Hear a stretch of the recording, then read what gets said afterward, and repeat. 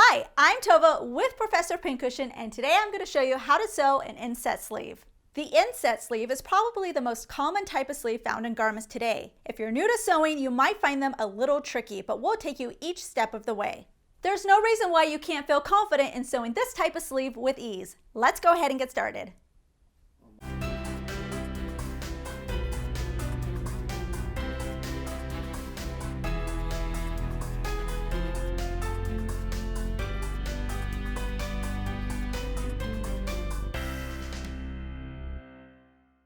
This is a pretty typical inset sleeve pattern. Regardless if you're doing a long sleeve or a short sleeve, the steps are going to be pretty similar.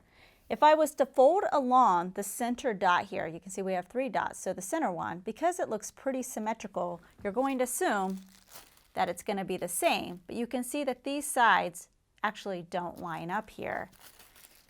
This single notch indicates it's the front of the sleeve, the double notch indicates it's the back of the sleeve. So they designate a little bit more room to go towards the back of the sleeve, so you make room for the back of your arm.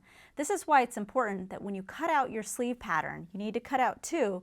You do so on folded fabric, so you end up with 2 opposite pieces, so you have one for the right sleeve and one for the left sleeve.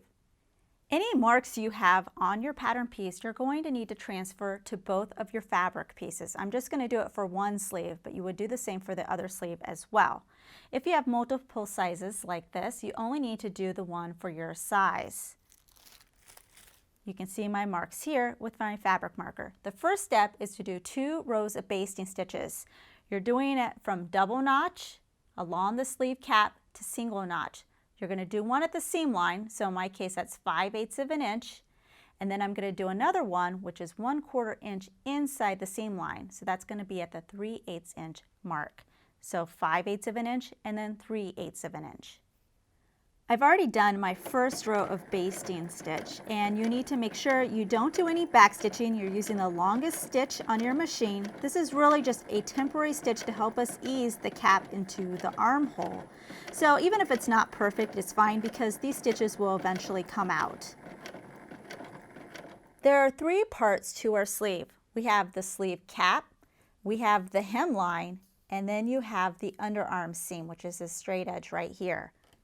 Take your sleeve, fold it so the right sides are together, so you're matching up the underarm seam. You're going to pin and you're going to sew a seam. Sew your seam at your designated seam allowance with your pattern. In my case is 5/8 of an inch. Don't forget to backstitch at the beginning and end, and when you finish, press your seams open. Next, I'm going to do my hem on my hemline, but it's completely optional if you want to wait till after the sleeve is attached to do your hem. If you look at your pattern, on the bottom it may say what the hem allowance is. So mine is 5/8 of an inch. I'm looking at my sleeve wrong side out, and at the hemline area I'm going to fold up using my sewing gauge to measure 5/8 of an inch. And I'm going to press it, so I'm going all the way around. Then after I press it, you can remove your pins. You're going to take this raw edge right here and you're going to fold it down to the crease you just created when you pressed it, and refold it back up. So it was like this. I'm going to tuck it down to the crease and you end up with a narrow hem like this. There are other ways to do a hem. This is just the way that I'm going to do it.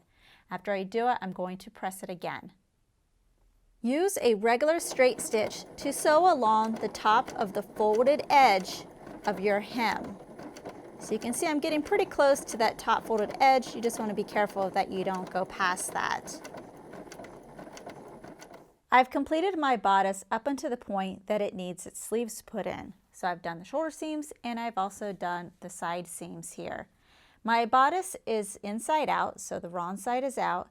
And if you were to look at it, you'll notice that the back bodice has a double notch and the front bodice has a single notch. And it's the same thing on this side. So I'm going to grab my sleeve for the first placement. And my sleeve is right side out, and I'm going to put it into the armhole hem first because we want the raw edges to match up with the raw edges out here. Since this is wrong side out and this is right side out, once I put the sleeve in, it's going to be right side to right side. And I can start by trying to match my notches. The underarm seam should line up with the side seam of the bodice. And you'll notice I have double notch, and then I have a single notch, single notch. So this means that the sleeve is in the correct armhole.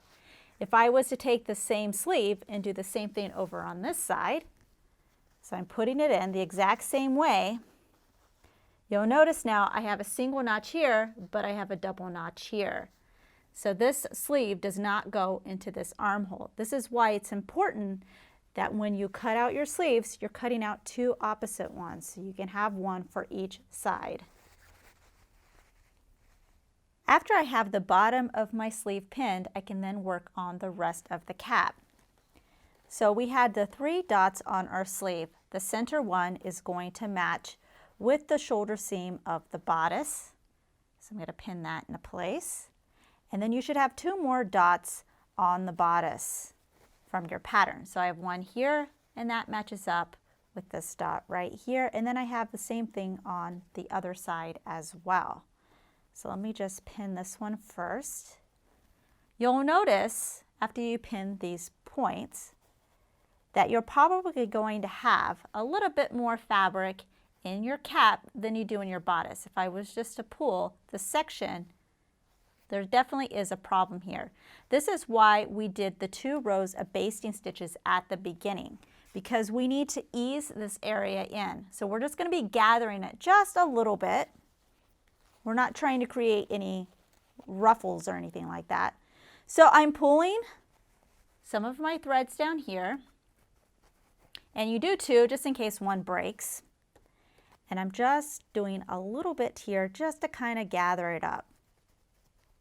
And after I do a little bit of gathering, I'm then going to match my dots again. And I can test it.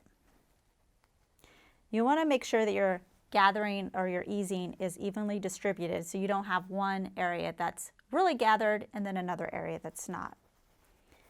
And I can just kind of pull this section, and you can see it's already lying a little bit flatter, so it might just need a little bit more, but it's getting there.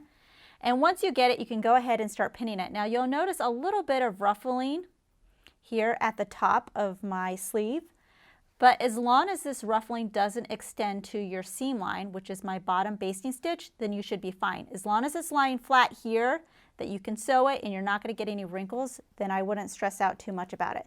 So once I've taken care of this area and it's all pinned, I can then move on to the next section over here as well, and you'll definitely have to pull these threads in order to ease this section.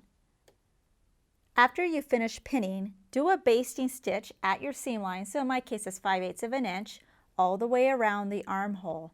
After you do the basting stitch, you can then inspect your sleeve and make sure that you don't have any weird pleats or gathering going on. So if everything looks good, I'm going to go ahead and refold this the way it was before. I'm going to do a regular stitch right on my basting stitch all the way around, and then you're going to do another stitch 1/8 of an inch away from that. So 5/8 and then 1/2, and again you're going all the way around. 2 rows of stitches are done because this is one area that definitely gets a lot of wear and tear since we move our arms a lot. But we don't like to have a lot of excess fabric right underneath our arms. So in this area between double notch and single notch, you can go ahead and trim down your seam allowance. So just trim down so you're going just above your 2nd row of stitches here. If you have a fabric that tends to fray a lot, you may want to do this with a pinking shear. Once you have both sleeves in, go ahead and flip your bodice right side out so you can inspect your sleeves. And if you have any basting stitches showing right along that edge, you can go ahead and remove them with a seam ripper. And that's all there is to putting in inset sleeves. We hope you enjoyed this tutorial. Please subscribe to get notified of our weekly releases. Also check out ProfessorPincushion.com to view our complete library with well over 350 sewing tutorials. If you would like to directly support us, you can check out our Patreon campaign and earn some exclusive perks. Thanks for watching.